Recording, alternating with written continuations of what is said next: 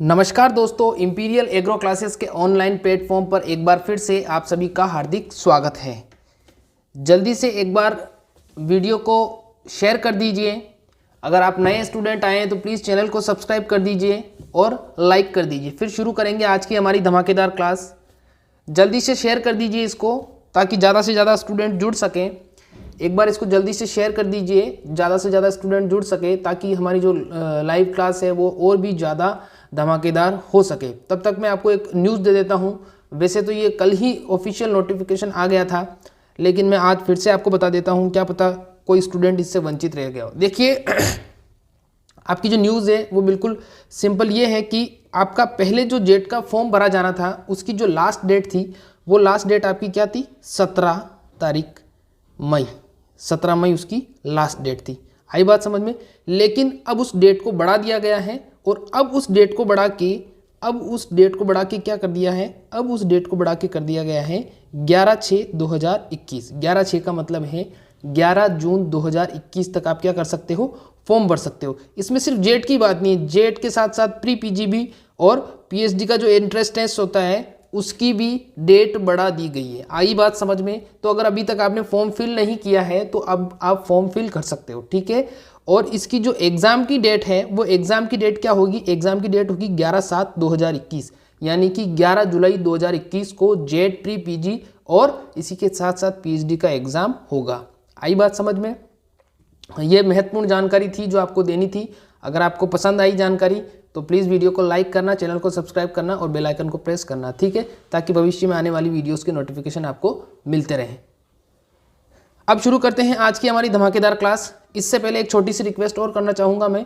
देखिए right side के अंदर ये जो आपकी स्क्रीन है इसमें राइट साइड के ऊपर कॉर्नर के ऊपर आपको एक लिखा हुआ मिल रहा होगा, लिखा हुआ एक आई बटन पर एक लिंक आ रहा होगा, उस पर लिखा हुआ होगा न्यू चैनल, उस पर लिखा हुआ होगा न्यू चैनल। तो अभी रुकिए, अभी आपको उसको दबाना नहीं है, उस न्यू चैनल को आपको दबाना है और वहाँ से आपको जो हमारा नया चैनल है उसको सब्सक्राइब करना है। और वहाँ पर भी बहुत सारी इन्फॉर्मेटिव वीडियोस मिलती रहती हैं, तो आपको उस चैनल को भी सब्सक्राइब करना है और बेल आइकन को प्रेस करना है ताकि वहाँ से भी आपको इन्फॉर्मेटिव वीडियोस मिल सके। यहाँ पर एजुकेशन वाली वीडियोस डाली जाती है और उस चैनल पर आपको जेट और आईसीआर और इससे रिलेटेड जो न्यूज़ है वो न्यूज़ वहाँ पर अपलोड की जाती है, तो वो आपको वहाँ से मिल जाएगी, ठीक है। तो आप उस चैनल को ज़रूर से सब्सक्राइब करें, ठीक है। अब बढ़ते हैं हमारी धमाकेदार क्लास की तरफ। देखिए क्वेश्चंस, हमारी जो आज की क्लास है वो क्लास नंबर कौन सी है? क्लास नंबर 5 है। कौन सी है? इससे पहले 4 क्लासेस में ले चुका हूँ, ध्यान रखना। अगर आप पहली बार आए हैं तो जल्दी से सब्सक्राइब कर दीजिए। देखिए क्वेश्चन नंबर फर्स्ट देखिए क्या है, ध्यान से समझना। क्वेश्चन नंबर फर्स्ट क्या पूछा गया है? सारे के सारे क्वेश्चन आज इंपॉर्टेंट है, बहुत ज़्यादा इंपॉर्टेंट है क्वेश्चन। क्लास को थोड़ी लंबी होगी क्लास आज, लेकिन आपको पूरी अटेंड करनी है, ठीक है। क्वेश्चन देखिए क्या है। मृदा का वह गुण जिसमें मृदा का लेप किसी अन्य पदार्थ से चिपकना बंद कर देता है। किसी अन्य पदार्थ से चिपकना बंद कर देता है।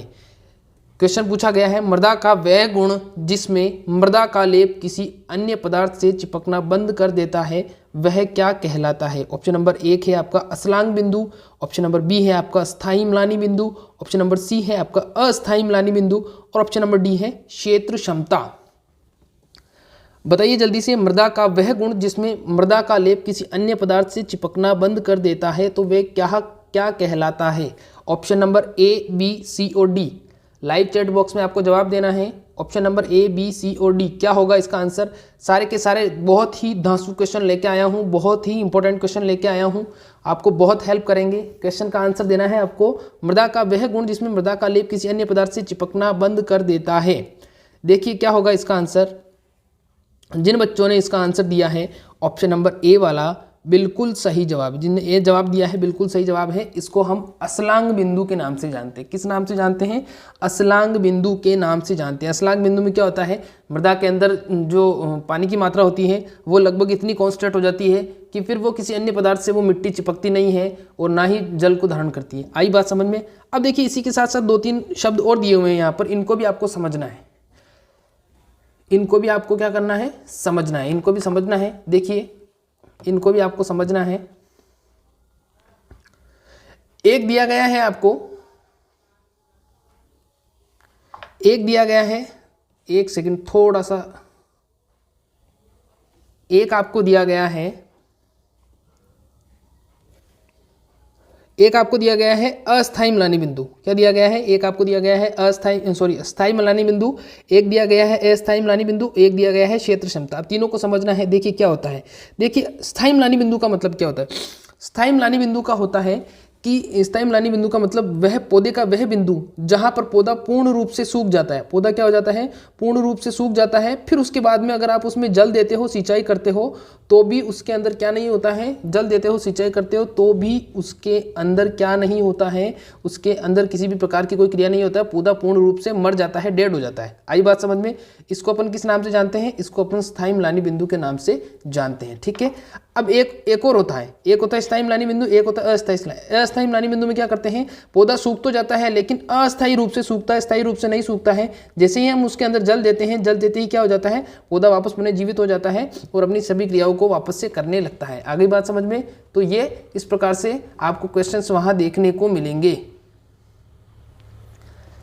अब देखिए अगला क्या है? क्षेत्र क्षमता। क्षेत्र क्षमता का मतलब क्या होता है? क्षेत्र क्षमता भी समझ लीजिए। क्षेत्र क्षमता का मतलब होता है कि उस मिट्टी की वह क्षमता जिसमें जल निकास की उचित व्यवस्था है। जल निकास की उचित व्यवस्था के होते हुए भी अब जो पानी है वो क्या कर रहा है? जल निकास की उचित व्यवस्था है, फिर भी वो गुरुत्वाकर्षण के विपरीत मृदा कणों के आसपास बना हुआ है और पौधों को उपलब्ध हो रहा है। इसी को अपन क्षेत्र क्षमता के नाम से जानते हैं। आगे बात समझ में?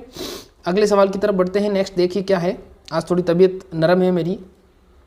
अगला सवाल देखिए क्या है। क्वेश्चन नेक्स्ट पूछा गया है कि मृदा में कार्बन डाइऑक्साइड की प्रतिशत मात्रा होती है। मृदा के अंदर कार्बन डाइऑक्साइड की प्रतिशत मात्रा बतानी है आपको। बहुत ही खतरनाक क्वेश्चन है, बहुत ही ज्यादा खतरनाक क्वेश्चन है।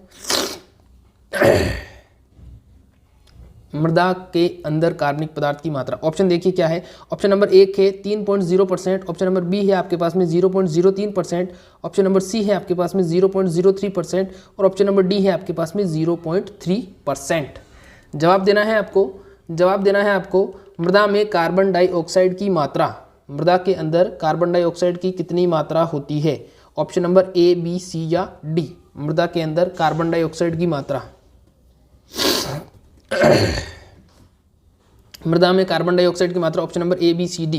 क्या होगा इसका आंसर? देखिए मृदा में कार्बन डाइऑक्साइड की मात्रा, जिसने इसका जवाब दिया है, जिसने इसका जवाब दिया है 0.03%, सी वाला जिसने जवाब दिया है उनका थोड़ा जवाब गलत है। इसका जो आंसर होगा, इसका राइट आंसर होगा 0.3%। इसका राइट आंसर क्या होगा? 0.3%। इसका राइट आंसर होगा 0.3%। ठीक है, 0.3% इसका राइट आंसर होगा। आई बात समझ में? देखिए मृदा के अंदर और मृदा के साथ साथ जो आपका वायुमंडल होता है, उन दोनों में ही जो कार्बन डाइऑक्साइड की मात्रा होती है वो अलग अलग होती है। देखिए अगर आपसे पूछा जाता है कि वायुमंडल के अंदर कार्बन डाइऑक्साइड की मात्रा कितनी होती है, तो 0.03%। आगे बात समझ में? अगर वर्तमान में पूछता है, वर्तमान में स्पेशल पूछता है कि वर्तमान में कितनी है, तो वर्तमान में ध्यान रखना 0.04% हो गई है, अभी बढ़ गई है। अगर आपसे सामान्य पूछता है तो 0.03% देना है। अगर आपसे पूछता है कि वर्तमान में कितनी है तो जवाब देना है 0.04%। आगे बात समझ में? अगर आपसे वो पूछता है कि मृदा के अंदर कितनी पाई जाती है, तो मृदा के अंदर पाई जाती है 0.3%। ध्यान रखना, ये क्वेश्चन पीछे आया गया है, पूछा गया है कि जो मृदा होती है उसमें कार्बन डाइऑक्साइड की मात्रा वायुमंडल की अपेक्षा कितने गुना अधिक होती है? 10 गुना अधिक होती है। आगे बात समझ में? 10 गुना अधिक होती है। ध्यान रखना, बहुत ही इंपॉर्टेंट क्वेश्चन है। आगे बात समझ में? अगले सवाल की तरफ चलते हैं। नेक्स्ट क्वेश्चन देखिए क्या है। अगला सवाल है हमारा, क्वेश्चन पूछा गया है लवणीय क्षारीय, क्वेश्चन पूछा गया है लवणीय क्षारीय मृदाओं में हरित खाद हेतु कौन सी फसल, हरी खाद हेतु कौन सी फसल उपयुक्त होगी? ऑप्शन देखिए क्या है। ऑप्शन नंबर ए है आपके पास में सनई, बी है ढेंचा, सी है लोबिया और डी है कोई नहीं। जवाब देना है आपको option number A, B, C या डी। लवणीय क्षारीय मृदाओं में हरी खाद हेतु कौन सी फसल उपयुक्त होगी? कौन सी फसल उपयुक्त होगी? लवणीय क्षारीय मृदाओं में हरी खाद हेतु कौन सी फसल उपयुक्त होगी? Option number A, B, C या डी। बहुत इंपॉर्टेंट क्वेश्चन है। सारे के सारे क्वेश्चंस आज बहुत ही धमाकेदार लाया हूं। जवाब देना है आपको। देखिए इसका आंसर क्या होगा। जिन बच्चों ने इसका आंसर दिया है ऑप्शन नंबर बी वाला बिल्कुल सही जवाब है। जिन बी जवाब दिया है बिल्कुल सही जवाब है। जो ढेंचा होता है लवणीय और क्षारीय मृदाओं में हरी खाद हेतु इसका उपयोग किया जाता है, ढेंचे का उपयोग किया जाता है। जो ढेंचा होता है उसका वैज्ञानिक नाम होता है सेसबानिया, ठीक है, सेसबानिया रोस्टेटा नाम होता है इसका, सेसबानिया रोस्टेटा नाम होता है इसका, ध्यान रखना। एग्जाम में वैज्ञानिक नाम भी लिखा हुआ आ सकता है। आ गई बात समझ में। इसके बाद में जो सनई होता है उसको भी अपन क्या करते हैं, हरी खाद के रूप में इस्तेमाल करते हैं। लोबिया को भी हरी खाद के रूप में इस्तेमाल करते हैं। लोबिया का मतलब होता है चमला, चमला होता है इसका नाम, ध्यान रखना, ठीक है। इसको लोबिया भी बोला जाता है और इसको काउपी के नाम से भी जाना जाता है, काउपी के नाम से भी जाना जाता है। और इसको एक नाम से और भी जाना जाता है, इसको वेजिटेबल मीट भी बोलते हैं। क्या बोलते हैं, वेजिटेबल मीट के नाम से भी इसको जाना जाता है। आ गई बात समझ में। सारे के सारे क्वेश्चंस बहुत इंपॉर्टेंट हैं। स्टूडेंट आप बहुत कम हो, आपकी संख्या बहुत कम है, प्लीज़ आपसे हार्डली रिक्वेस्ट है थोड़ा इसको शेयर करते रहो। इसको फेसबुक पे डालो, इसको व्हाट्सएप पे स्टेटस लगाओ, इंस्टाग्राम पे डालो, कहीं पे भी डालो, लेकिन संख्या थोड़ी बढ़ाओ, थोड़ी संख्या तो बढ़ाओ, तब तो मुझे पढ़ाने में मज़ा आएगा आपको। आप संख्या ही नहीं बढ़ा रहे हो, आप सिर्फ खुद का ही सोच रहे हो। मेरा भी सोचो, मुझे बहुत मेहनत लगती है इस मैटर को तैयार करने में, मैटर को सेलेक्ट करने में, फिर इसको टाइप करने में और फिर इसको डिजिटल रूप देने में मुझे बहुत समय लगता है, बहुत मेहनत करनी पड़ती है। तो इस मेहनत को थोड़ा सा आप सपोर्ट करिए। आप कमेंट किए बिना चले जाते हो, आप लाइक नहीं करते हो, आप चैनल को सब्सक्राइब नहीं करते हो। प्लीज़ थोड़ी सी हार्डली रिक्वेस्ट है, मुझे भी कुछ मिलना चाहिए। आप जब आपको इतनी सारी नॉलेज मिलनी है तो मुझे भी इसका थोड़ा सा फ़ायदा मिलना चाहिए। इसलिए समय समय पर इस चैनल को लाइक, शेयर और सब्सक्राइब करते रहें। और साथ साथ ही आपको क्या करना है, देखिए वापस से बता देता हूँ, अभी जो नए बच्चे जुड़े हैं, राइट साइड के ऊपर आपको क्या मिलेगा, राइट साइड के ऊपर आपको नए चैनल का लिंक दिख रहा होगा, तो उस नए चैनल को आपको सब्सक्राइब करना है। इस चैनल का नाम है एग्री सुपरवाइज़र 2021। चैनल का नाम क्या है, एग्री सुपरवाइज़र 2021 नाम से चैनल है, उसको सब्सक्राइब करना है। उस चैनल का लिंक मैं आपको डिस्क्रिप्शन में भी दे दूंगा, आप वहां जाके भी उसको सब्सक्राइब कर सकते हो और यहाँ से भी कर सकते हो। आगे बात समझ में, ठीक है। तो उस चैनल पर भी सपोर्ट दिखाइए। वहाँ पर एग्रीकल्चर से रिलेटेड लेटेस्ट न्यूज़ आती है, कौन कौन सी नई किस्में आ रही है, क्या आ रही है, इसको तत्काल भी मैंने चैनल को बनाया है, तो आप उसको भी सब्सक्राइब कर सकते हो, ठीक है। अगले क्वेश्चन की तरफ बढ़ते हैं। देखिए अगला सवाल क्या है, नेक्स्ट क्वेश्चन पूछा गया है कि वायु क्षरण की सतह सर्पण अवस्था में किस व्यास के कणों का क्षरण होता है। क्वेश्चन को ध्यान से समझना है, यहाँ से हर बार क्वेश्चन पुटअप होता है, ठीक है। देखिए आपको मैं थोड़ा समझा देता हूँ। जो वायु क्षरण होता है वो 3 प्रकार से होता है। वायु क्षरण जो होता है वो कितने प्रकार से होता है, वो 3 प्रकार से होता है। उसकी जो अवस्थाएं होती हैं वो 3 होती हैं। नंबर 1 पे होती है सतह सर्पण, क्या होती है, सतह सर्पण नामक अवस्था होती है, ठीक है। फिर दूसरे नंबर पर होती है उच्छलन, क्या होती है, उच्छलन होती है, ठीक है। और फिर तीसरे नंबर पर क्या होती है, तीसरे नंबर पर होती है निलंबन, ठीक है। ये 3 अवस्था होती हैं। अगर आपसे पूछता है कि वायु क्षरण कितनी अवस्थाओं में होता है, तो वायु द्वारा मृदा जो क्षरण होता है, वायु द्वारा मृदा क्षरण 3 अवस्थाओं में होता है, ठीक है। नंबर 1 सतह सर्पण, फिर उच्छलन और फिर निलंबन, ठीक है। अब ये तीनों प्रकार अलग अलग क्यों हैं, क्योंकि इन तीनों विधियों के अंदर जो विधि कह सकते हैं या इसके भाग कह सकते हैं, इसके अंदर जो कणों का आकार या कणों का साइज जो होता है वो अलग अलग होता है, इसीलिए इसको 3 भागों में विभाजित किया गया है। आ गई बात समझ में। अब वो 3 भाग बता दिए मैंने, एक तो सतह सर्पण होता है, एक उच्छलन होता है, एक निलंबन होता है। अब अपना जो क्वेश्चन पूछा गया है वो क्वेश्चन ये पूछा गया है कि अगर वायु का क्षरण सतह सर्पण से हो रहा है, वायु का जो मृदा जो क्षरण है, वायु द्वारा मृदा जो क्षरण है वो सतह सर्पण विधि से हो रहा है, तो उसमें किस व्यास के कणों का क्षरण होगा या किस व्यास के मृदा कण एक स्थान से दूसरे स्थान पर जाएंगे। आ गई बात समझ में। तो ऑप्शन देखिए क्या है, ऑप्शन नंबर 1 है आपका 0.1 मिलीमीटर से कम व्यास वाले कण। ऑप्शन नंबर 2 है आपके पास में 0.1 से 0.5 मिलीमीटर तक के कण। ऑप्शन नंबर 3 है 0.5 मिलीमीटर से अधिक व्यास वाले कण। और ऑप्शन नंबर डी है उपरोक्त सभी, यानी कि किसी भी प्रकार के कण जा सकते हैं, ठीक है। ये आपके ऑप्शन थे। अब आपको लाइव चैट बॉक्स में कमेंट करके बताना है कि इसका आंसर क्या होगा, ठीक है। वायु क्षरण की सतह सर्पण अवस्था में किस व्यास के कणों का साइज बताना है आपको, किस व्यास के कणों का क्षरण होता है। वायु द्वारा मृदा क्षरण जो होता है उसकी सतह सर्पण जो विधि है उस या अवस्था है, उसमें किस व्यास के कणों का क्षरण होता है। Option number A, B, C, D। बहुत इंपॉर्टेंट क्वेश्चन है, ध्यान रखना, पीछे पूछा भी गया है और बार बार पूछा जाता है ये सवाल, ठीक है। क्या होगा इसका आंसर वायु क्षरण का। देखिए सतह सर्पण जो होता है उस सतह सर्पण में मृदा कण का व्यास क्या होता है? सतह सर्पण जो होता है उसमें मृदा कणों का व्यास जो होता है वो होता है 0.5 मिलीमीटर से अधिक, यानी कि थोड़े जो बड़े कण होते हैं उनका इस विधि से इस अवस्था में क्या होता है? क्षरण होता है। अब देखिए सतह सर्पण का मतलब क्या होता है? सतह सर्पण का मतलब होता है सतह यानी कि मृदा की सतह, सर्पण का मतलब सांप की तरह रेंग कर चलना।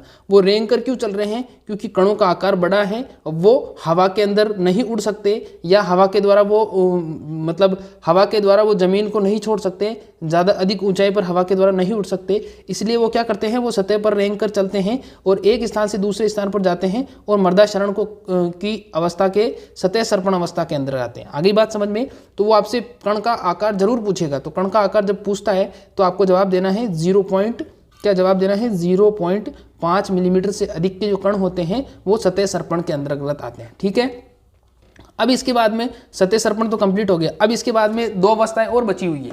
अब दो अवस्थाएं और कौन कौन सी है? एक होता है उच्छलन। उच्छलन जो होता है, उच्छलन का मतलब क्या होता है कि जो मृदा के कण होते हैं वो थोड़े क्या होते हैं? थोड़े छोटे होते हैं। तो जैसे ही हवा चलती है वो क्या करते हैं? वो हवा के अंदर उठते हैं और फिर जैसे ही हवा रुक जाती है वो वापस से क्या हो जाते हैं? वापस से नीचे गिर जाते हैं। तो वो क्या करते हैं? उच्छलन अवस्था होती है। वो उसकी कौन सी अवस्था होती है? वो उसकी उच्छलन अवस्था होती है। उच्छलन अवस्था होती है यानी कि उछलते हैं, वो उछल कर एक स्थान से दूसरे स्थान पर जाते हैं। तो उच्छलन अवस्था में मृदा कणों का व्यास कितना होता है? तो इसका आंसर क्या हो जाएगा? 0.1 से 0.5 मिलीमीटर तक के जो कण होते हैं, 0.1 से 0.5 मिलीमीटर व्यास वाले जो कण होते हैं वो वायु द्वारा मृदा क्षरण की उच्छलन अवस्था के अंतर्गत आते हैं। आगे बात समझ में? ठीक है, उच्छलन भी कंप्लीट हो गया। अब देखिए तीसरा होता है इसका निलंबन। क्या होता है? निलंबन। निलंबन के अंतर्गत क्या होता है? देखिए निलंबन में क्या होता है कि जो मृदा के सबसे छोटे कण होते हैं जिनका व्यास क्या होता है? 0.1 मिलीमीटर से कम होता है, वो क्या होते हैं? निलंबन अवस्था में, यानी कि वो मृदा के अंदर लटके रहते हैं, वो वायु या हवा के अंदर लटके रहते हैं और हवा के द्वारा ही एक स्थान से दूसरे स्थान पर धीरे धीरे गति करते हैं। वो जमीन के ऊपर टच नहीं होते हैं या जमीन के ऊपर नहीं गिरते हैं। वो मृदा के सबसे छोटे कण होते हैं। अब इसको आप इस तरीके से समझ सकते हैं कि देखिए आप कभी आप किसी रूम में जाते हैं, अगर वहाँ पर बहुत ज़्यादा अंधेरा है, और कहीं से तेज़ रोशनी आ रही है, कहीं से अगर तेज़ रोशनी आ रही है तो उस रोशनी में जब आप देखते हो तो आपको क्या दिखता है? उस रोशनी में अगर आपको देखते हो तो आपको बहुत सारे छोटे छोटे क्या दिखते हैं? बारीक कण दिखते हैं। तो वो बारीक कण भी एक प्रकार से क्या है? उसकी निलंबन अवस्था है। कौन सी अवस्था है? उसकी निलंबन अवस्था है, जिसमें वो मृदा के बहुत छोटे कण होते हैं जो वायु के अंदर लटके रहते हैं और एक स्थान से दूसरे स्थान पर जाते हैं वायु के द्वारा और ज़मीन पर नहीं उतरते हैं। आगे बात समझ में? बिल्कुल डीपली आपको एक्सप्लेन करने की कोशिश करता हूँ, बहुत अच्छे तरीके से आपको समझाने की कोशिश करता हूँ, लेकिन आप आपका सपोर्ट नहीं दिखाते, तब थोड़ा दिल से बुरा लगता है। इसलिए यार हार्टली रिक्वेस्ट है, अगर न्यू स्टूडेंट हो तो सब्सक्राइब करो, चैनल को सब्सक्राइब करो, इसको शेयर करो, वीडियो को बहुत ज़्यादा शेयर करो, लाइक करो। कमेंट करके भी नहीं जाते हो यार, बार बार बोलने की मुझे ज़रूरत नहीं पड़नी चाहिए आपको, कमेंट करते रहो यार। ठीक है, आ गई बात समझ में? अगले सवाल की तरफ बढ़ते हैं। नेक्स्ट क्वेश्चन देखिए क्या है। अगला सवाल देखिए, थोड़ा ध्यान से समझना है आपको। क्वेश्चन पूछा गया है कि पोमोलॉजी किस भाषा का शब्द है?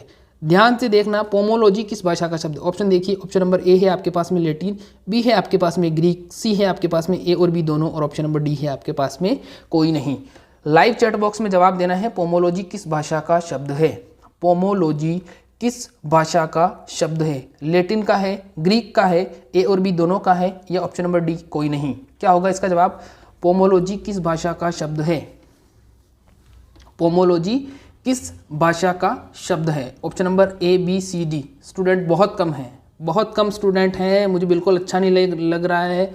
आप शेयर करते रहो प्लीज़। मुझे बार बार मुझे भी शर्म आने लग गई, अब तो मैं इतनी बार आपको बोलता हूँ लेकिन फिर भी नहीं करते हो आप। कमेंट किए बिना ही चले जाते हो, लाइक ही नहीं करते हो यार, ये बहुत ख़राब चीज़ है। पोमोलॉजी किस भाषा का शब्द है? देखिए जिन बच्चों ने इसका जवाब दिया है पोमोलॉजी का, जिन बच्चों ने जवाब दिया है ऑप्शन नंबर ए वाला, उनका गलत है। जिन बच्चों ने इसका जवाब दिया है ऑप्शन नंबर बी वाला, उनका भी गलत है। लेकिन जिन बच्चों ने इसका जवाब दिया है सी, वेरी गुड, आपका जवाब बिल्कुल सही है। अब देखो ये कैसे हुआ, क्या हुआ, इसको थोड़ा सा समझना है। देखिए पोमोलॉजी शब्द जो है, पोमोलॉजी एक शब्द जो है ये लैटिन और ग्रीक दोनों से मिलकर बना है। लैटिन और ग्रीक दोनों से मिलकर बना है। अब पोमोलॉजी में जो पोमो शब्द है, ये पोमो शब्द क्या है? ये पोमो शब्द एक लैटिन शब्द है। पोमो शब्द क्या है? एक लैटिन शब्द है और पोमो का मतलब होता है फल या फ्रूट। आ गई बात समझ में? फिर दूसरा शब्द आपके पास में क्या है? दूसरा शब्द आपके पास में है लोजी। अब आप लोगों को पता होगा जितने भी लोजी और नोमी वाले शब्द होते हैं वो क्या होते हैं, जिन शब्दों के पीछे लोजी और नोमी होता है वो सारे के सारे क्या होते हैं? ग्रीक शब्द होते हैं। ठीक है, तो यहाँ आप जैसे लोजी देखते हो आपको लगता है कि ग्रीक शब्द है, लेकिन ग्रीक शब्द नहीं है। और यही आपसे सवाल पूछेगा वो परीक्षा में, क्योंकि जो अपवाद वाले सवाल होते हैं वो पहले पूछता है वो। तो ध्यान रखना, लैटिन और ग्रीक भाषा से मिलकर बना शब्द कौन सा है? पोमोलॉजी। पोमोलॉजी में अपन किसका अध्ययन करते हैं? पोमोलॉजी के अंदर अपन अध्ययन करते हैं फलों का। किसका अध्ययन करते हैं? फलों का। अब एक चीज़ और बता देता हूँ। अब आपके मन में और सवाल आ रहा होगा कि सर सिर्फ ये एक ही अपवाद है या इसके अलावा भी और अपवाद है जो लैटिन और ग्रीक दोनों से मिलकर बना हो? तो बिल्कुल इसके अलावा एक अपवाद और है जिसको बोलते हैं सिट्रोलॉजी। क्या होता है? सिट्रोलॉजी। सिट्रोलॉजी होता है वो भी दो शब्दों से मिलकर बना होता है, लैटिन और ग्रीक दोनों से मिलकर बना होता है। आगे बात समझ में? ध्यान रखना, सिट्रोलॉजी और पोमोलॉजी दोनों ही बहुत ही इंपॉर्टेंट वर्ड हैं, यही पूछे जाएंगे वहाँ पर आपसे ये नहीं पूछेगा एग्रीकल्चर कौन सी भाषा का शब्द है, क्योंकि ये तो सबको पता है। आगे बात समझ में? अगले सवाल की तरफ बढ़ते हैं। नेक्स्ट क्वेश्चन देखिए क्या है। अगला सवाल है, अनाज वाली फसलों में NPK कितना होता है या NPK का अनुपात कितना होता है? ऑप्शन देखिए क्या है। ऑप्शन नंबर 1 है आपके पास में 1:2:1। ऑप्शन नंबर दूसरा है आपके पास में 1:3:3। ऑप्शन नंबर चौथा है आपके पास में 4:2:1 और ऑप्शन नंबर चौथा है आपके पास में 1:1:1। अनाज वाली फसलों का नाइट्रोजन, फास्फोरस और पोटेशियम का अनुपात बताना है आपको। अनाज वाली फसलों का नाइट्रोजन, फास्फोरस और पोटेशियम कितना होता है? ABCD बताइए जल्दी से। अनाज वाली फसलों का नाइट्रोजन, फास्फोरस और पोटेशियम अनुपात। लाइव चैट बॉक्स में जवाब देना है। Option number ABCD live chat box में जवाब देना है आपको। जवाब दीजिए, लाइव चैट बॉक्स में इसका जवाब देना है आपको। जिसने इसका जवाब दिया है, देखिए जिसने इसका जवाब दिया है अनाज वाली फसलों का, जिसने अनाज वाली फसलों का जवाब दिया है, देखिए क्या होगा इसका आंसर। अनाज वाली फसलों का, एक तो आप कमेंट इतना थोड़ा देर से करते होगी, फिर मुझे थोड़ा ऐसा लगता है कि चलो ठीक है कोई बात नहीं। अनाज वाली फसलों का देखिए अनुपात क्या होता है। इसका जो राइट आंसर होगा वो राइट आंसर होगा 4:2:1। अनाज वाली फसलों का नाइट्रोजन, फास्फोरस और पोटेशियम अनुपात कितना होता है? 4:2:1। यानी कि क्या होगा, 4 तो होगी उसमें नाइट्रोजन, 2% का मतलब 2 भाग, उसमें 4 भाग होंगे उसमें नाइट्रोजन के, 2 भाग होंगे उसमें पोटेशियम फास्फोरस के और 1 भाग होगा उसमें किसका? 1 भाग होगा उसके अंदर पोटेशियम का। आ गई बात समझ में? अब देखिए क्या है, अनाज वाली का तो मैंने बता दिया आपको। अनाज वाली का क्या हो जाएगा? अनाज वाली का आपका आंसर हो जाएगा, अनाज वाली फसलों का जो नाइट्रोजन अनुपात होता है वो होता है 4:2:1। ठीक है। अगर आपसे पूछ ले दलहनी फसलों का, तो दलहनी फसलों का बताना है 1:2:1। किसका? दलहनी फसल का पूछ ले तो दलहनी फसल का आपको क्या बताना है? 1:2:1। ठीक है। फिर आपसे पूछ ले तिलहनी फसल का, तो तिलहनी फसल का भी यही होता है। ठीक है, तिलहनी फसल का भी यही होता है, तिलहनी फसल का भी यही होता है। पूछेगा वो आपसे तो जवाब देना है 1:2:1। ठीक है। सवाल आते हैं इस प्रकार के। अगला सवाल देखिए क्या है। नेक्स्ट क्वेश्चन है हमारा, नेक्स्ट क्वेश्चन पूछा गया है, कार्डिनल तापमान कहलाता है। कार्डिनल तापमान किसे कहते हैं? जवाब देना है आपको, कार्डिनल तापमान किसे कहते हैं। ऑप्शन देखिए, ऑप्शन नंबर A है अधिकतम तापमान को, ऑप्शन नंबर B है मध्यम तापमान को, ऑप्शन नंबर C है न्यूनतम तापमान को और ऑप्शन नंबर D है उपरोक्त सभी। कार्डिनल तापमान किसे कहते हैं? कार्डिनल तापमान किसे कहते हैं? अधिकतम तापमान को, मध्यम तापमान को, न्यूनतम तापमान को या उपरोक्त सभी को? जवाब दीजिए, कार्डिनल तापमान ABCD।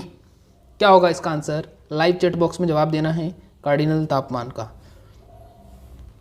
देखिए कार्डिनल तापमान का जिसने जवाब दिया है उपरोक्त सभी, बिल्कुल सही जवाब है आपका। देखिए कार्डिनल तापमान का मतलब होता क्या है? कार्डिनल तापमान का मतलब क्या होता है? देखिए जब अधिकतम तापमान, मध्यम तापमान और न्यूनतम तापमान तीनों का जो योग होता है उसी को अपन किस नाम से जानते हैं? उसी को अपन कार्डिनल तापमान के नाम से जानते हैं। आ गई बात समझ में?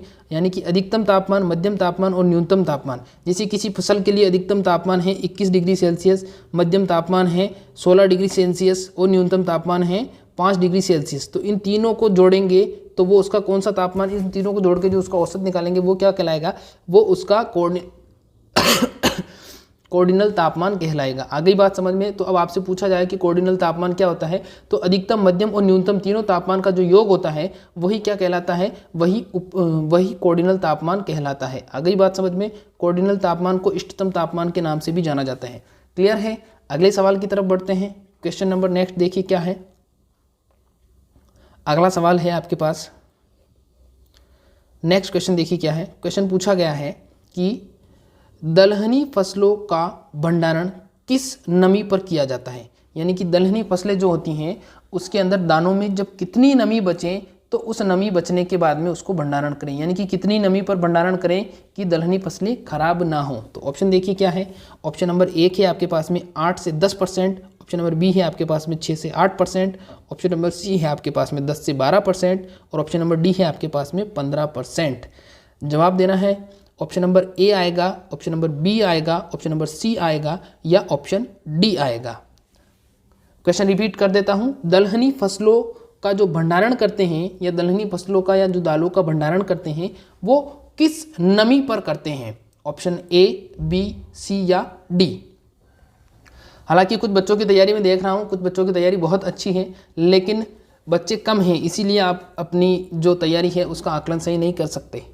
थोड़े बच्चे ज़्यादा हों तो आपको पता चले। ठीक है, देखिए इसका आंसर क्या होगा। जो दलहनी फसलें होती हैं उन दलहनी फसलों का जो भंडारण किया जाता है वो भंडारण किया जाता है कितने तापमान पर, वो भंडारण दलहनी फसलों का किया जाता है 8 से 10% जो नमी रहती है उस पर किया जाता है। कितने पर किया जाता है, 8 से 10% नमी पर किया जाता है। ध्यान रखना, दलहनी फसलों का कब कितने पर करते हैं, जब दलहनी फसलों या दालों के अंदर 8 से 10% नमी बच जाए तो वो भंडारण के लिए बिल्कुल उपयुक्त नमी मानी जाती है। आ गई बात समझ में। फिर वो आपसे पूछ ले तिलहनी और मसाला, तिलहनी यानी कि तेल वाली फसल प्लस मसाला वाली जो फसल होती है, मसाला वाली फसल कौन कौन सी हो जाएगी आपकी, जीरा, धनिया और ये इसके बाद में मिर्च भी हो सकती है, हल्दी भी हो सकती है। ये सारी मसाला वाली जो फसलें हैं ये क्या है, इनको भंडारण करते समय इनमें नमी की मात्रा कितनी रहनी चाहिए, इनमें भंडारण करते समय इनमें नमी की मात्रा रहनी चाहिए 6 से 8%। आ गई बात समझ में, 6 से 8% रहनी चाहिए। ठीक है। अब देखिए इसके अलावा भी अगर आपसे पूछ ले कि अनाज में कितना होता है, तो ध्यान रखना अनाज का जब भंडारण करते हैं तो अनाज का भंडारण करते समय 10 से 12% अनाज के दानों में नमी की मात्रा होनी चाहिए। वो भंडारण के लिए बिल्कुल उपयुक्त नमी मानी जाती है। आ गई बात समझ में। इसमें से पक्का एक सवाल आएगा, एक सवाल पक्का पूछेगा, चाहे तो वो तिल का पूछे या तिलहनी का पूछे, मसाले का पूछे, अनाज का पूछे या फिर वो आपसे दलहनी का पूछे, लेकिन आएगा जरूर। आ गई बात समझ में। चलिए अगले सवाल की तरफ बढ़ते हैं। अगला सवाल पूछा गया है कि जल क्षरण की प्रथम अवस्था है। जल क्षरण यानी कि जो जल के द्वारा मृदा क्षरण होता है उसकी प्रथम अवस्था बताना है आपको। ऑप्शन नंबर ए है बौछार क्षरण, ऑप्शन नंबर दूसरा है परत क्षरण, ऑप्शन नंबर तीसरा है रील क्षरण और ऑप्शन नंबर चौथा है अवनालिका क्षरण। बताना है आपको जल क्षरण की प्रथम अवस्था, जल क्षरण की या जल द्वारा मृदा क्षरण की प्रथम अवस्था कौन सी होगी। Option number A, B, C या फिर डी। क्या होगा इसका आंसर, इसका आंसर बताना है आपको। क्या होगा इसका answer, option number A, B, C या डी। क्वेश्चन रिपीट कर देता हूं मैं। जल क्षरण की प्रथम अवस्था या जल द्वारा मृदा क्षरण की प्रथम अवस्था कौन सी होगी, ए, बी, सी या डी। देखिए क्या होगा इसका आंसर, समझना है आपको थोड़ा सा, इसमें बहुत सी चीज़ें बताऊंगा मैं आपको। देखिए अगर आपसे प्रथम अवस्था पूछता है तो प्रथम अवस्था हो जाएगी आपकी बौछार क्षरण। फिर आपसे दूसरी पूछता है, सॉरी प्रथम अवस्था जो होगी आपकी वो प्रथम अवस्था क्या होगी, प्रथम अवस्था हो जाएगी आपकी बौछार क्षरण। आ गई बात समझ में। फिर वो आपसे पूछेगा कि कृषि के हिसाब से, यानी कि कृषि के हिसाब से सबसे अधिक हानिकारक अवस्था कौन सी है। तो कृषि के हिसाब से पूछता है तो कृषि के हिसाब से सबसे अधिक हानिकारक अवस्था कौन सी है, परत क्षरण। परत क्षरण का मतलब क्या है कि जो आपका खेत का जो सरफेस होता है, खेत का जो सरफेस होता है उसके ऊपर की जो मृदा होती है, ऊपर की जो मृदा होती है वो ऊपर की मृदा इस परत के साथ बहकर क्या हो जाती है, परत के साथ बहकर निकल जाती है, परत के साथ बहकर निकल जाती है और वो ऊपरी जो परत होती है वो ही सबसे अधिक क्या होती है, उपजाऊ होती है। क्या होती है, सबसे अधिक उपजाऊ होती है। इसलिए जब कभी भी मृदा का क्षरण, जल द्वारा मृदा का क्षरण परत के रूप में होता है तो परत के रूप में होता है तो वो बहुत नुकसानदायक माना जाता है। बहुत नुकसानदायक इसलिए माना जाता है क्योंकि इसी परत के अंदर सारे पोषक तत्व होते हैं। इसी परत के अंदर क्या होते हैं, सारे के सारे पोषक तत्व होते हैं और वो जल के द्वारा बहकर एक स्थान से दूसरे स्थान पर चले जाते हैं और मृदा की जो उपजाऊपन है उसको क्या कर देते हैं, मृदा की उपजाऊपन को कम कर देते हैं। आगे बात समझ में। इसीलिए कृषि की दृष्टि से सबसे हानिकारक अवस्था कौन सी है, परत चरण है, ध्यान रखना। अगर प्रथम पूछता है प्रथम अवस्था कौन सी है तो बौछार चरण है। आगे बात समझ में। फिर वो आपसे पूछेगा, फिर वो आपसे ये पूछ सकता है कि सबसे भयानक अवस्था कौन सी। भयानक अवस्था का मतलब यहाँ पर नुकसानदायक से नहीं, भयानक अवस्था का मतलब जिसमें सबसे ज़्यादा होता है। तो सबसे ज़्यादा किस में होता है, सबसे ज़्यादा होता है अवनालिका के अंदर। ठीक है, अवनालिका को किस नाम से जानते हैं, अवनालिका को गली के नाम से भी जानते हैं। इसके अंदर क्या होता है, इसके अंदर बेसिकली मैं आपको बता देता हूँ, इसके अंदर जब यह अवस्था होती है तो इसमें क्या होता है कि सबसे पहले क्या होता है कि जो पानी होता है वो एक छोटी सी जगह से रिसना चालू होता है। ठीक है, एक छोटी सी जगह से रिसना चालू होता है, फिर धीरे धीरे क्या होता है, धीरे धीरे पानी का जो रिसाव होता है वो बढ़ जाता है और धीरे धीरे वहाँ पर क्या हो जाता है, वहाँ पर बहुत बड़ा गड्ढा बन जाता है और इसी को अपन गली शरण के नाम से जानते हैं। इसी को अपन गली या अवनालिका शरण के नाम से जानते हैं। सबसे भयानक पूछता है जिसमें सबसे ज़्यादा नुकसान होता है तो वो कौन सी है, अवनालिका है। कृषि की दृष्टि से पूछता है तो परत है, पहली पूछता है तो बौछार है। आगे बात समझ में। बिल्कुल आपके सारे के सारे कॉन्सेप्ट में क्लियर करूंगा बच्चों, लेकिन बस आपको एक ही चीज़ करनी है, आपको इस क्लास को लाइक करना है। ठीक है, अगर आप ऑफलाइन देख रहे हो तो रोजाना शाम को 7 बजे इंपीरियल एग्रो क्लासेस के ऑनलाइन प्लेटफॉर्म पर लाइव क्लास चलती है, वो ज्वाइन कर सकते हो, बिल्कुल फ्री है। अगर आप अभी लाइव देख रहे हो तो इसको लाइक करिए, न्यू स्टूडेंट हो तो सब्सक्राइब करना और क्लास खत्म होने के बाद में कमेंट बॉक्स में कमेंट करके जरूर जाना और बताना मुझे कि आपको आज की क्लास कैसी लगी। ठीक है, मैं इतनी रिक्वेस्ट कर रहा हूँ क्योंकि बहुत मेहनत लगती है क्लास को बनाने में, मैटर तैयार करने में, सेलेक्टिव क्वेश्चन तैयार करने में, लेकिन आप देखते हो और निकल जाते हो, ना लाइक करते हो, ना सब्सक्राइब करते हो और ना ही कमेंट करते हो। तो बस थोड़ा सा सपोर्ट अपना भी दिखाइए, शेयर भी करिए इसको। ठीक है, अगले सवाल की तरफ बढ़ते हैं। अगला सवाल देखिए क्या है अपना। नेक्स्ट क्वेश्चन है, अगर इसमें से जो मैं क्वेश्चन आज लेके आया हूँ इनमें से अगर एक भी क्वेश्चन आपको काम का ना मिले ना तो आप चैनल को अनसब्सक्राइब करके डिसलाइक करके जा सकते हो। लेकिन जितने भी क्वेश्चंस लाया हूँ बहुत ही खतरनाक लाया हूँ, पीछे एग्जाम में पूछे गए हैं वो क्वेश्चंस लेके आता हूँ मैं, तो अपना सपोर्ट थोड़ा दिखाते रहिए। क्वेश्चन देखिए, खेत में फेरोमोन ट्रैप किस ऊंचाई पर लगाते हैं। क्वेश्चन ध्यान से समझना है। क्वेश्चन पूछा गया है कि खेत में जो फेरोमोन ट्रैप लगाते हैं वो किस ऊंचाई पर लगाते हैं। अभी मैं ये भी बताऊंगा कि फेरोमोन ट्रैप क्या होता है, कैसे लगाया जाता है, मैं सारी कुछ चीज़ें बताऊंगा। ऑप्शन देखिए, ऑप्शन नंबर 1 है 2 मीटर, दूसरा है 4 मीटर, तीसरा है 6 मीटर और चौथा है 8 मीटर। जवाब देना है option number A, B, C या D। फेरोमोन ट्रैप किस ऊंचाई पर लगाए जाते हैं खेत में। खेत में फेरोमोन ट्रैप किस ऊंचाई पर लगाए जाते हैं। बहुत इंपॉर्टेंट क्वेश्चन है। जिसको फेरोमोन ट्रैप नहीं पता है वो भी मैं बता दूंगा, एक बार इसका आंसर दीजिए। जिसको इसका आंसर आता है वो उसका आंसर दीजिए। बहुत कम बच्चे हैं आज। देखिए इसका आंसर क्या होगा, पहले तो समझ लीजिए फेरोमोन ट्रैप का आंसर क्या होगा। देखिए फेरोमोन ट्रैप का आंसर क्या होगा, इसका जो आंसर होगा वो होगा 2 मीटर। खेत में 2 मीटर की ऊंचाई पर फेरोमोन ट्रैप लगाए जाते हैं। अब समझिए थोड़ा फेरोमोन ट्रैप होता क्या है। देखिए फेरोमोन ट्रैप बेसिकली क्या है, एक कीट को पकड़ने की मशीन है। अपन इसको ऐसे कह सकते हैं कि कीट को पकड़ने की मशीन है या कीट को पकड़ने का एक यंत्र है। ठीक है, ये कैसे काम करता है, ये कैसे काम करता है इसको समझना है। देखिए ये क्या कैसे काम करता है। ये बेसिकली एक इस प्रकार का विशेष प्रकार का एक क्या होता है, एक पिलर होता है और उसके ऊपर क्या लगाया जाता है, इसके ऊपर एक बेसिकली एक मशीन लगी होती है या उसको बोल सकते हैं कि एक कुछ भी एक तकनीक लगी होती है। ये क्या करता है, एक विशेष प्रकार की गंध छोड़ता है, विशेष प्रकार की गंध या एक खुशबू को छोड़ता है। जैसे ही उस खुशबू को ये छोड़ता है तो कीट आकर्षित होते हैं। क्या होते हैं, कीट आकर्षित होते हैं। और इसमें क्या होती है, इसमें जाली लगी होती है और इस जाली की तरफ आकर्षित होते हैं और इसके अंदर फंसकर क्या हो जाते हैं, नष्ट हो जाते हैं या मर जाते हैं। ठीक है, तो ये कीट को नियंत्रित करने की एक तकनीक है। अगर आपसे पूछ ले कि फेरोमोन ट्रैप कीट को नियंत्रित करने की कौन सी तकनीक है, तो ये भौतिक तकनीक के अंतर्गत आता है। आगे बात समझ में, ये भौतिक तकनीक के अंतर्गत आता है।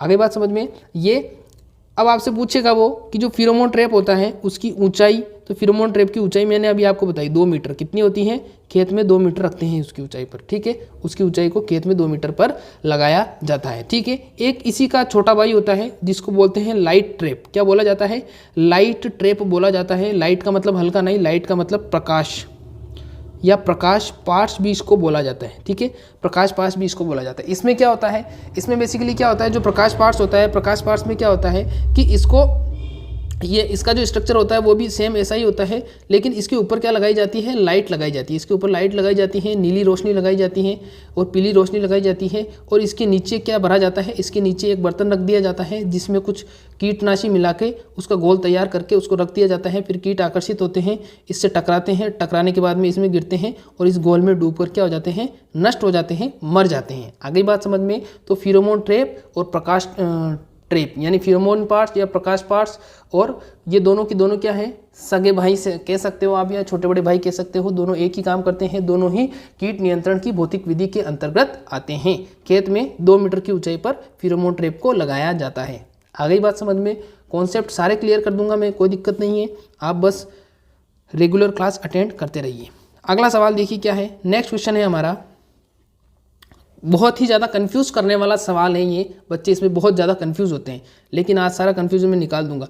देखिए, किसान क्रेडिट कार्ड योजना कब प्रारंभ हुई?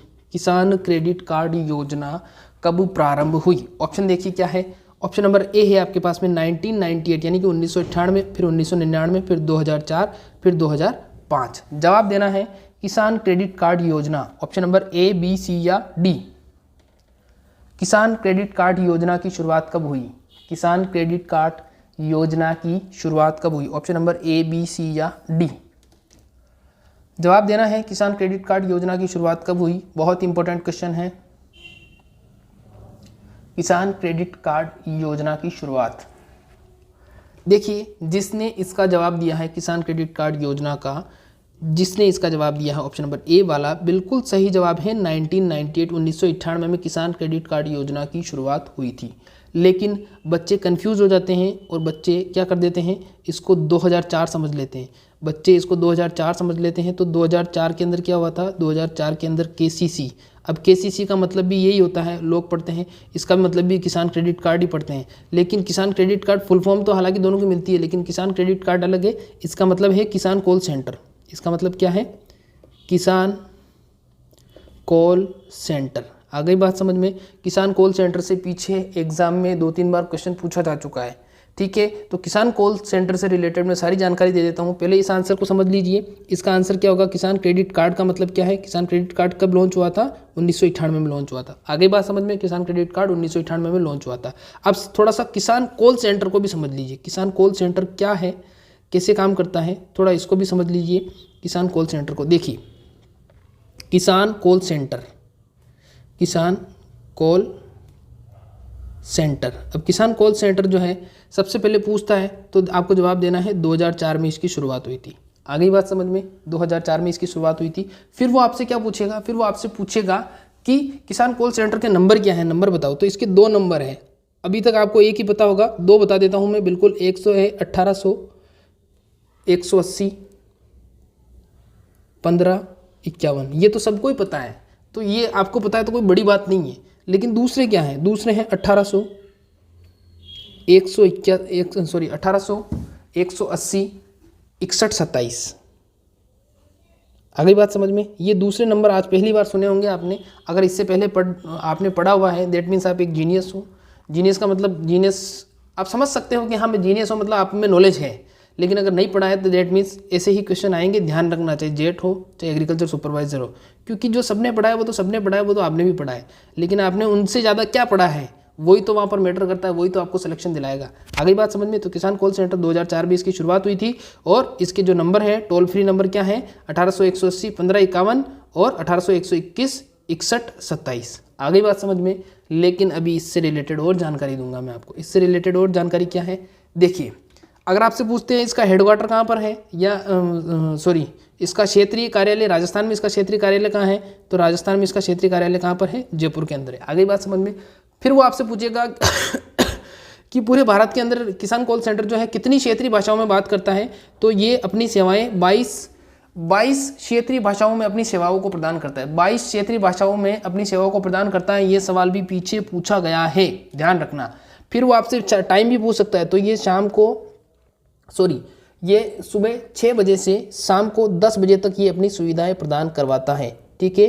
और ये भारत सरकार का एक उपक्रम है। आ गई बात समझ में। किसान कॉल सेंटर से संबंधित सारी जो रिलेटेड क्वेश्चंस थे वो मैंने आपको बता दिए हैं, ठीक है। अगले सवाल की तरफ बढ़ते हैं। नेक्स्ट क्वेश्चन देखिए क्या है। अगला सवाल है हमारा, अगला सवाल देखिए क्या है, नेक्स्ट क्वेश्चन देखिए क्या है। अगला सवाल है,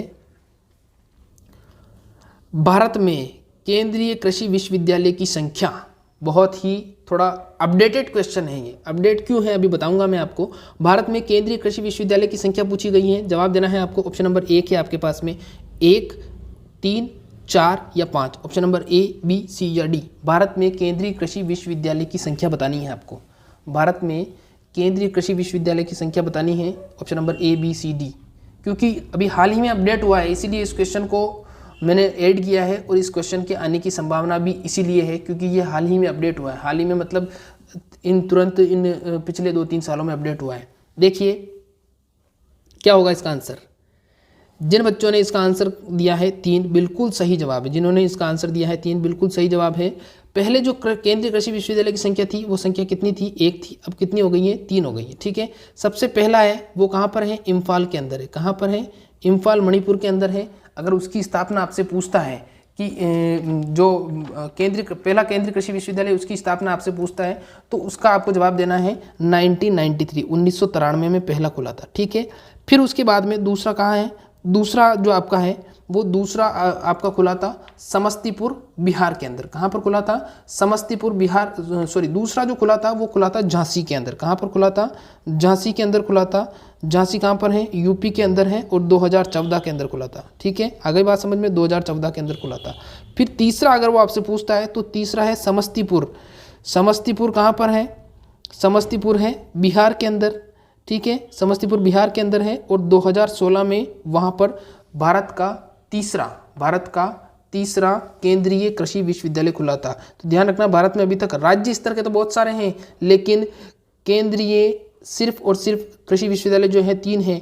नंबर 3 सिर्फ 3 ही है। ठीक है, जिसमें सबसे पहला आता है इम्फाल मणिपुर का, फिर दूसरा आता है आपका झांसी यूपी का, और तीसरा आता है समस्तीपुर बिहार का। आगे बात समझ में, वेरी इंपॉर्टेंट है बच्चों, ध्यान रखना, क्वेश्चन पूछा जा सकता है। अगले सवाल की तरफ बढ़ते हैं। नेक्स्ट क्वेश्चन देखिए क्या है। इस क्वेश्चन में बहुत सारे स्टूडेंट अब कंफ्यूज होने वाले हैं। क्वेश्चन में बहुत सारे स्टूडेंट कंफ्यूज होंगे, तो थोड़ा आपको कंफ्यूज नहीं होना है, आपको बस ध्यान से क्वेश्चन को समझने की कोशिश करनी है। क्वेश्चन पूछा गया है कि विश्व की प्रथम क्लोन भेड़, क्वेश्चन क्या पूछा गया है, विश्व की प्रथम क्लोन भेड़ का आंसर देना है आपको। विश्व की प्रथम क्लोन भेड़ कौन सी है, जवाब दीजिए। विश्व की प्रथम क्लोन भेड़ कौन सी है। ऑप्शन देखिए क्या है, ऑप्शन आपके पास में है। ऑप्शन नंबर 1 है प्रथम, ऑप्शन नंबर 2 है समरूप, तीसरा है गरिमा, और चौथा है डोली। क्वेश्चन पूछा गया है विश्व की प्रथम क्लोन भैंस, क्लोन पूछा गया है, ध्यान रखना बच्चों, क्लोन पूछा गया है। Option A, B, C, D, क्या होगा इसका आंसर, जवाब दीजिए लाइव चैट बॉक्स में। लाइव चैट बॉक्स में इसका जवाब दीजिए, क्या होगा इसका answer. Option number A, B, C या D, A, B, C या D, क्या होगा इसका आंसर। क्योंकि बच्चों को कन्फ्यूज़न है इसमें, मुझे पता है बच्चों को बहुत सारा कन्फ्यूज़न है, क्योंकि वो कन्फ्यूज़न मुझे इसको क्लियर करना चाहता हूँ मैं आपका वो कन्फ्यूज़न। ठीक है, कमेंट करके बताइए। कमेंट आप थोड़ा लेट करते हो, इतना लेट कमेंट नहीं करना, थोड़ा कमेंट जल्दी किया करें, कमेंट थोड़ा जल्दी किया करें। देखिए इसका जो आंसर है वो आंसर मैं आपको बता देता हूँ। बहुत सारे बच्चे हैं वो प्रथम लिख रहे होंगे या ऑप्शन नंबर A लिख रहे होंगे, तो इसका आंसर A नहीं होगा। इसका आंसर क्या होगा, इसका आंसर A नहीं होगा, इसका आंसर होगा समरूप। क्या होगा, इसका आंसर होगा समरूप। ठीक है, अब आप कहोगे कि सर प्रथम आएगा इसमें, प्रथम देखिए जो प्रथम तैयार किया गया था, प्रथम क्लोन तकनीक से नहीं था, वो IVF पद्धति से था। किससे था, IVF तकनीक से था, वो क्लोन तकनीक से नहीं था। क्लोन से पूछता है तो समरूप आपको जवाब देना है। अगर क्लोन से पूछता है कि दूसरी भैंस कौन सी थी, तो क्लोन से दूसरी भैंस कौन सी थी, गरिमा। पहली थी समरूप, दूसरी थी गरिमा। अगर IVF से पूछा जाता है तो IVF से प्रथम नाम का, प्रथम ही है, उसका नाम ही प्रथम है। ठीक है, तो प्रथम नाम की भैंस तैयार की गई थी। अगर आपको पूछा जाता है कि विश्व की सबसे पहली क्लोन पशु ये कौन सी थी, तो एक डोली भेड़ थी। एक भेड़ की किस्म थी, भेड़ की एक प्रजाति थी, और उसका नाम क्या रखा गया था, उसका नाम रखा गया था डोली। आ गई बात समझ में। सारे के सारे कॉन्सेप्टिव क्वेश्चन हैं, आपको इसी प्रकार के कॉन्सेप्टिव क्वेश्चंस इंपीरियल एग्रो क्लासेस के ऑनलाइन प्लेटफॉर्म पे देखने को मिलेंगे। अगला सवाल देखिए क्या है। देखिए, क्योंकि मैं क्वेश्चंस इसी प्रकार के लाता हूं जिसमें आपको ज़्यादा से ज़्यादा नॉलेज मिल सके। अभी मैं चाहूँ तो मैं भी बता सकता हूं कि इस प्रकार से समझा सकता हूं कि हाँ, 1 मार्क की शुरुआत कब हुई, ए बी सी डी क्या होगा इसका आंसर। हाँ, इसका आंसर हो जाएगा ऑप्शन नंबर ए 1937। चलिए अगले सवाल की तरफ बढ़ते हैं। ना आपके समझ में आएगा, ना मुझे पढ़ाने में कोई इंटरेस्ट आएगा, इसलिए थोड़ा जब तक डिस्क्रिप्टिव नहीं होगा तब तक आपके दिमाग में 4-5 क्वेश्चन घुसेंगे नहीं। इसलिए थोड़ा पेशेंस रखें और पूरी क्लास को अटेंड करें ताकि आपको बहुत ज़्यादा नॉलेज मिले। ठीक है, अगला सवाल क्या था, नेक्स्ट क्वेश्चन है हमारा, 1 मार्क की शुरुआत कब हुई। 1 मार्क की शुरुआत कब हुई। देखिए 1 मार्क की शुरुआत कब हुई। ऑप्शन नंबर 1 है 1937, बी है 1955, सी है 1964 और डी है 2004। ऑप्शन नंबर ए, बी, सी और डी, 1 मार्क की शुरुआत कब हुई।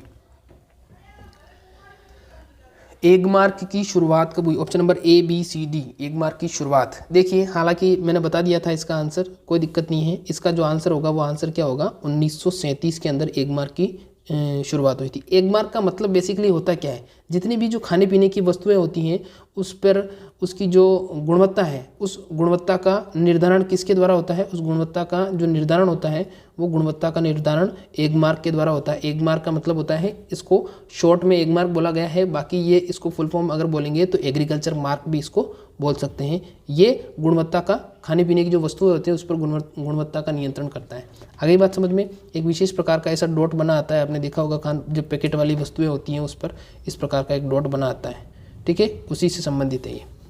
अब देखिए फिर 1955 में क्या आया, 1955 में क्या आया, 1955 में आया FPO। FPO का मतलब क्या होता है, F का मतलब होता है फूड, P का मतलब होता है प्रोडक्ट और O का मतलब क्या होता है ऑर्डर। फूड प्रोडक्ट ऑर्डर का मतलब क्या था, ये भी लगभग सेम ही काम कर रहा था, थोड़ा अलग कर रहा था। ये भी जो एग्रीकल्चर के जितने भी उत्पाद हैं, जैसे आपका कृषि से जितने भी खाने पीने की जो वस्तुएं बन रही हैं, उन खाने पीने की वस्तुओं को नियंत्रित करने का, गुणवत्ता को नियंत्रित करने का, और इसी प्रकार का कार्य कौन कर रहा था, इसी प्रकार का कार्य कर रहा था आपका FPO, जिसकी शुरुआत कब हुई थी, 1955 में हुई थी। और 1 मार्क की कब हुई थी, 1937 में हुई थी। ठीक है, फिर थोड़ा और दूसरे भी बता देता हूँ। 1966 में क्या हुआ था, 1966 में हरित क्रांति की शुरुआत हुई थी। ठीक है, आगे बात समझ में। फिर 2004 में क्या हुआ था, 2004 में राष्ट्रीय बंबू मिशन, कौन सा, राष्ट्रीय बंबू मिशन, राष्ट्रीय बंबू मिशन, बंबू यानी कि बांस, तो राष्ट्रीय बांस मिशन की स्थापना कब हुई, या राष्ट्रीय बांस मिशन की शुरुआत कब हुई, सन 2004 में। ये प्रश्न पीछे अभी फर्स्ट ग्रेड में पूछा गया था, राष्ट्रीय बांस मिशन की शुरुआत कब हुई, तो 2004 में। आ गई बात समझ में। चलिए अगले सवाल की तरफ बढ़ते हैं। नेक्स्ट क्वेश्चन देखिए क्या है। हाँ, ये भी सवाल बार बार पूछा जाता है। राजस्थान में केवीके की वर्तमान संख्या, क्योंकि वर्तमान में अब कितने हैं, वर्तमान में बताना है आपको कितने हैं। सन 2019-20 के डाटा के हिसाब से मैं बात कर रहा हूँ, सन 2020 के डाटा के हिसाब से मैं बात करता हूँ। राजस्थान में वर्तमान में केवीके की संख्या, ऑप्शन नंबर 1 है 44, ऑप्शन नंबर बी है 86, सी है 290 और डी है 721। Option number A, B, C और D, राजस्थान में केवीके की वर्तमान में संख्या, राजस्थान में केवीके की वर्तमान में संख्या बतानी है आपको। Option number A, B, C, D, क्या होगा इसका आंसर, A, B, C या D। वर्तमान में बताना है। जो भी आपने डेटा पढ़ा हुआ होगा, हो सकता है वो बहुत पुराना 2014-15 का हो सकता है, उसके बाद में तो बहुत सारे केवीके राजस्थान में और खुल गए हैं, लगभग 3-4, वो भी बताऊंगा मैं कौन कौन से खुले हैं। देखिए इसका आंसर पहले बताता हूं मैं आपको, थोड़ा सा इसके बारे में समझाना की भी मुझे ज़रूरत पड़ेगी। देखिए राजस्थान में अगर वर्तमान में केवीके पूछता है तो 44, यानी कि 44 जो केवीके हैं वो राजस्थान में वर्तमान में फरवरी 2021 तक, फरवरी 2021 का डाटा बता रहा हूँ मैं आपको। फरवरी 2021 तक राजस्थान में केवीके की वर्तमान संख्या कितनी है, 44 है। आ गई बात समझ में। फिर अगर भारत में पूछ ले तो भारत में 721 है, भारत में कितनी है, 721 है। आ गई बात समझ में। अगर अब पूछा जाता है कि भारत के किस राज्य में सर्वाधिक केवीके हैं, तो 86 सर्वाधिक केवीके किस राज्य में है, किस में हो सकते हैं, यूपी के अंदर। यूपी के अंदर सबसे ज़्यादा 86 केवीके है। आ गई बात समझ में, क्लियर है, इतना समझ में आ रहा है। अब देखिए केवीके क्या चीज़ है, इसकी शुरुआत कहाँ से हुई, क्या रामायण है, क्या करता है, ये थोड़ा मैं आपको बता देता हूँ, थोड़ा सा मैं आपको समझा देता हूँ इसके बारे में। अब देखिए थोड़ा मैं आपको केवीके के बारे में समझा देता हूँ।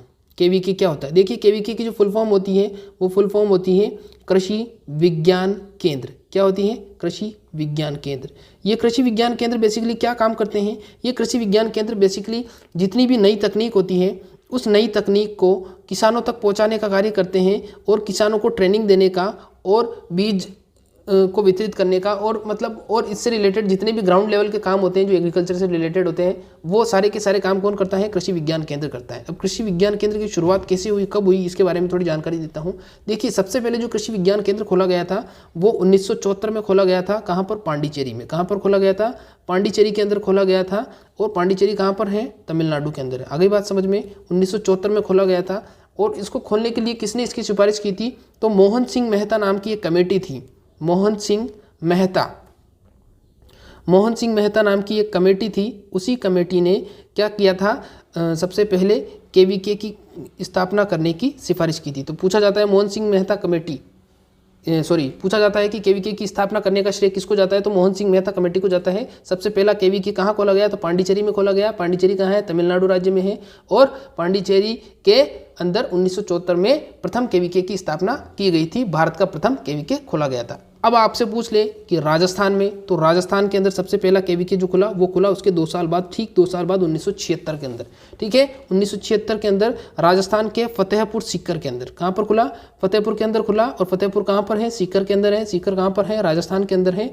ध्यान रखना। तो 1976 के अंदर सबसे पहले राजस्थान के अंदर केवीके की स्थापना हुई थी। आ गई बात समझ में। सबसे पहले किसने खोला था? सबसे पहले खोला था 1974 के अंदर। सबसे पहले 1974 के अंदर पांडिचेरी में खोला था, तमिलनाडु के अंदर। फिर उसके बाद में 1976 में राजस्थान में फतेहपुर सीकर के अंदर खुला। ठीक है, अब देखिए वर्तमान में पूछेगा वो आपसे कि वर्तमान में राजस्थान में कुल कितने केवीके खुले हैं। तो अभी वर्तमान में 2 खुले हैं।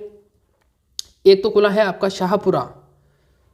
शाहपुरा भीलवाड़ा के अंदर। ठीक है, शाहपुरा भीलवाड़ा के अंदर खुला है। ये खुला है 2018 के अंदर। आगे बात समझ में। और एक खुला है आपका मावली के अंदर। कहाँ पर? मावली के अंदर। मावली कहाँ पर है? उदयपुर के अंदर है। ठीक है, उदयपुर के अंदर है। तो मावली उदयपुर में खुला है। ये कब खुला है? ये 2017 के अंदर खुला है। ठीक है, वर्तमान में 2 नए केवीके खुले हैं। ध्यान रखना, यहाँ से सवाल जरूर पूछेगा हाल ही में वर्तमान में नवनिर्मित केवीके हैं। तो हाल ही में जो सबसे नया केवीके खुला है वो खुला है शाहपुरा भीलवाड़ा वाला 2018 में। ठीक है, उसके बाद में अगर 2018 ऑप्शन में नहीं है, भीलवाड़ा या शाहपुरा वाला नहीं है और मावली वाला है, तो उस पर टिक करना है। आगे बात समझ में। इसी प्रकार के डिस्क्रिप्टिव क्वेश्चंस पूछे जाएंगे वहाँ पर। बिल्कुल सिंपल सवाल नहीं पूछेगा वो आपसे कि गेहूं का वैज्ञानिक नाम क्या है, ये तो सबको आता है, लेकिन वो आपसे सीधा सीधा क्या पूछेगा?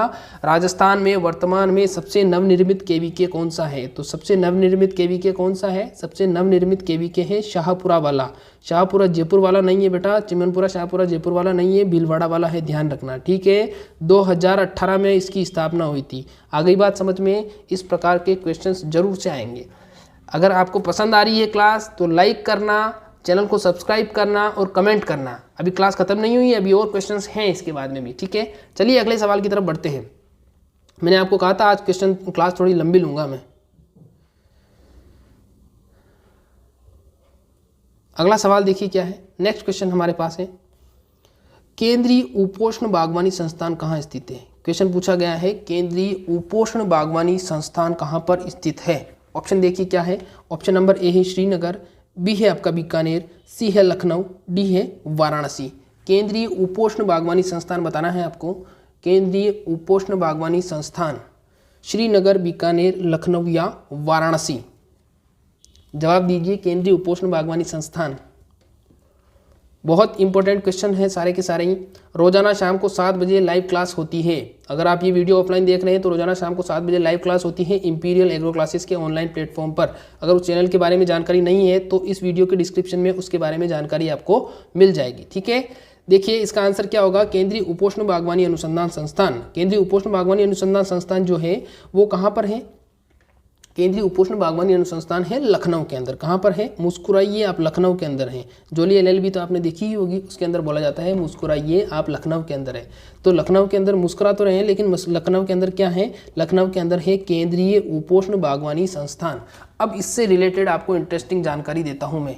देखिए, जब सबसे पहले इसकी स्थापना हुई थी तो इसकी स्थापना इस नाम से नहीं हुई थी। इसकी स्थापना इस नाम से बिल्कुल नहीं हुई थी। सबसे पहले इसकी स्थापना बता देता हूं मैं। इसकी स्थापना जो हुई थी वो हुई थी 1972 में, 1972 में इसकी स्थापना हुई थी। और इसकी स्थापना हुई थी भारत के उत्तर प्रदेश के लखनऊ में। ठीक है, जब इसकी स्थापना हुई तब इसका नाम ये नहीं था। तब इसका नाम क्या था?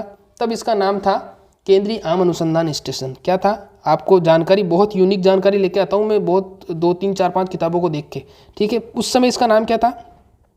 उस समय इसका नाम था केंद्रीय आम अनुसंधान स्टेशन, आम अनुसंधान स्टेशन। लेकिन फिर इसके बाद में आम के साथ साथ और अन्य फसलों पर भी यहाँ पर क्या होना चालू हो गया, और अन्य फसलों पर भी यहाँ पर अनुसंधान होना चालू हो गया। और धीरे धीरे 1995 लगभग 1995 के आते आते फिर इसको चेंज कर दिया गया। 1995 में इसको चेंज कर दिया गया और केंद्रीय आम अनुसंधान संस्थान से इसका नाम बदलकर क्या कर दिया, केंद्रीय उपोष्ण बागवानी अनुसंधान संस्थान। आगे बात समझ में। अब अगर आपसे पूछ लिया जाता है कि केंद्रीय आम अनुसंधान संस्थान कहाँ पर है, तो भी इसको आपको आंसर, उसका आंसर क्या देना है, लखनऊ ही देना है। अगर आपसे पूछता है कि केंद्रीय उपोष्ण बागवानी संस्थान कहाँ पर है, तो भी इसका आंसर आपको क्या देना है, लखनऊ ही देना है। इस प्रकार के प्रश्न पूछे जाएंगे। आगे बात समझ में, ठीक है। तो आज के लिए बस इतना ही, आज मैं इतना ही पढ़ाऊंगा क्योंकि अब थोड़ी साउंड आने लग गया है आउटसाइड से। तो आज के लिए बस इतना ही, कल फिर इसी समय मुलाकात होगी। तब तक के लिए नमस्कार। खुश रहिए, मस्त रहिए, मुस्कुराते रहिए, हंसते रहिए, लेकिन पढ़ाई करते रहिए क्योंकि बाहर तो कोरोना है। अब देखिए दौर कैसा आ गया है आज का दौर। देखिए कि बाहर खुली हवा में वायरस घूम रहा है और जो सांसें हैं वो सांसें सिलेंडर में कैद है। तो ये इतना बुरा दौर है। इस बुरे दौर से हमें निकलना है, घर पर रहना है, सुरक्षित रहना है, कोरोना से बचना है। कुछ समय की बाद में फिर उसके बाद में कोरोना चला जाएगा, फिर से वही कोचिंगें खुलेगी, फिर से बच्चे आएंगे, फिर से क्लासेस चलेगी और फिर से आपका सिलेक्शन होगा। अगर नहीं भी खुलेगी कोचिंग तो भी आपका सिलेक्शन होगा। मेरी दिल से दुआ है कि आपका सिलेक्शन जरूर हो, आप अच्छी रैंक से पास हो, जेट में सिलेक्शन हो, एग्रीकल्चर सुपरवाइजर में सिलेक्शन हो और आप दिन ब दिन कामयाबी को छूओ, ठीक है। लेकिन बस थोड़ी सी हार्टली रिक्वेस्ट है कि इस चैनल को सब्सक्राइब करो। इसके डिस्क्रिप्शन में एक चैनल का लिंक और दिया गया है, उसको भी सब्सक्राइब करो। और क्लास कैसी लगी आपको कमेंट करके ज़रूर बताना, ठीक है। क्लास कैसी लगी कमेंट करके ज़रूर बताना, लाइक भी करो और शेयर भी करो। तो आज के लिए बस इतना ही। Thank you so much.